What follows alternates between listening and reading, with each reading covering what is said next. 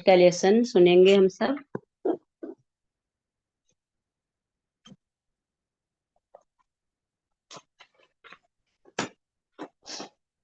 आज का टॉपिक है लेसन का प्रेम, भक्ति और सेवा। प्रेम, भक्ति और सेवा। आवाज पहुंच रही है सुमित्रा? जी माँ, आ रही है। हाँ, ठीक है।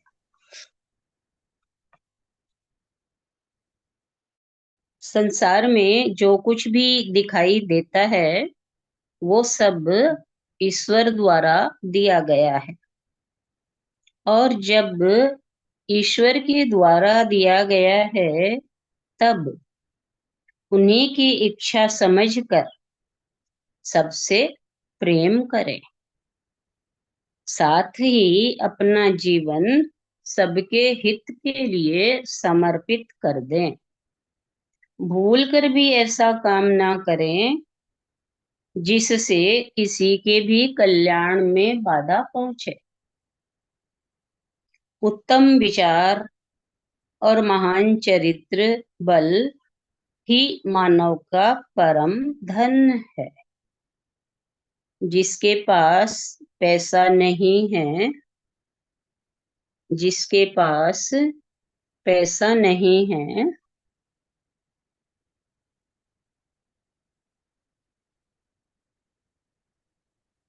परंतु बुद्धि, विवेक, श्रद्धा, प्रभु भक्ति है, वो परम धनी है। धन की इच्छा मनुष्य को मतवाला बनाने लगती है, और धन हो जाने पर उस व्यक्ति को धन के मद में दूसरों के सुख दुख का कोई ध्यान नहीं रहता। मनुष्य को यह कटु सत्य सदैव याद रखना चाहिए कि जीवन में सब कुछ यहीं छोड़ जाना है। इसलिए ऐसा धन मत कमाएं जिससे किसी को कष्ट पहुंचे। जरूरतमंद, असहाय, अपाहिज, दुखियों की सेवा कर प्रभु के प्रिय बन जाए। यदि किसी को सुख न पहुंचा सके तो दुख भी ना पहुंचाएं। जीवन प्रभु में सादा, सरल, श्रद्धामय बनाएं, और विवेक को सदैव याद रखें। प्रभु प्रेम, भक्ति और सेवा से मिलते हैं। प्रभु प्रेम, भक्ति और सेवा से मिलते हैं। जब तक भोगों से वैराग्य नहीं होगा, जब तक भोगों से वैराग्य नहीं होगा, तब तक निष्काम कर्म, भक्ति और ज्ञान प्राप्ति नहीं होगी।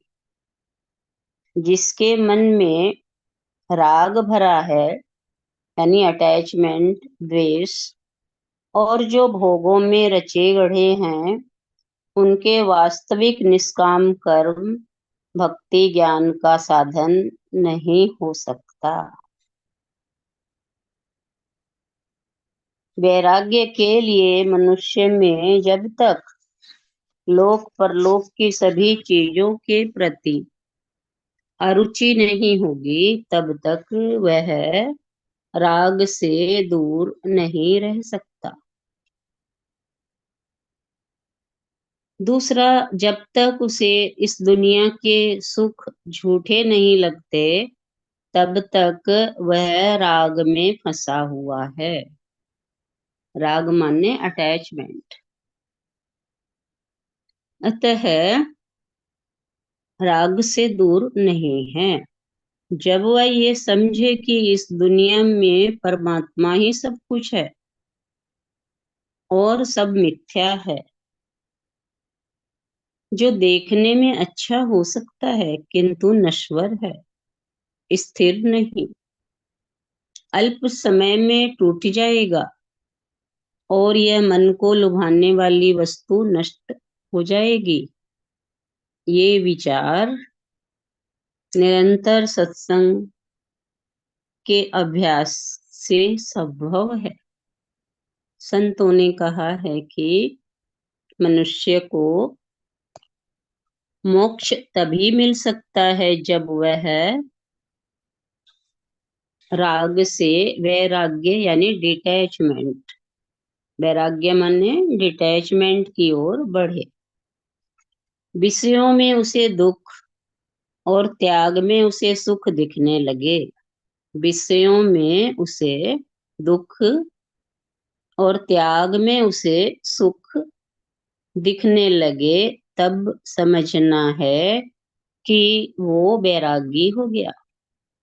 जैसे हमने मन को विषयों से हटाने की चेष्टा की और थोड़ी देर हट भी गया, किंतु उसे भगवान के प्रति न लगा पाए और पुनः विषयों में लौट आया, तो हम कह सकते हैं कि अभ्यास की कमी है। और जब हम अभ्यास करेंगे तो मन स्थिर होगा और हम प्रभु के निकट होंगे, प्रभु की सत्ता के निकट होंगे। तब हम कह सकते हैं कि मुझे राग से मुक्ति मिल गई। राग और वैराग्य, राग से मुक्ति मिल गई, त्याग के अभ्यास से वैराग्य पाया जाता है। वैराग्य और अभ्यास दोनों का साथ साथ रहना ही आवश्यक है। मतलब अभ्यास चलता रहना चाहिए। जैसे झाड़ू रोज लगती है, एक दिन भी ना लगे तो फिर से घर गंदा हो जाता है।